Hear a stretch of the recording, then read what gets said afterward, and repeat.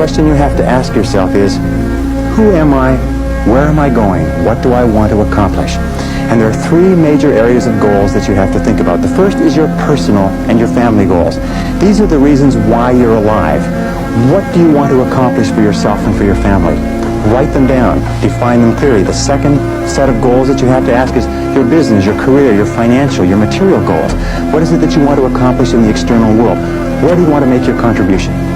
The third type of goals you have to ask about are your self-development goals.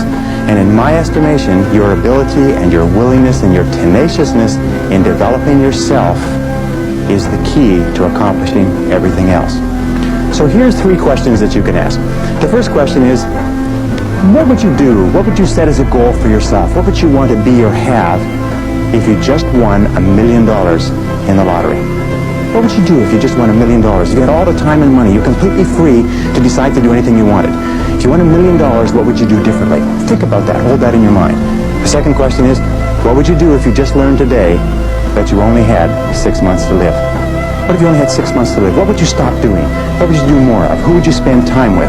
Now, the answer to that question is very interesting because what it tells you is what you really value. What is really important to you? And what we have found is that self-esteem, satisfaction, happiness in life comes from getting your goals and your activities congruent with your values, with your priorities, with what you consider to be really important. Now, here's the third question. The third question is, what one great thing would you dare to dream if you knew you could not fail? If you knew beyond the shadow of a doubt that you could not fail, what one thing would you set as a goal for yourself?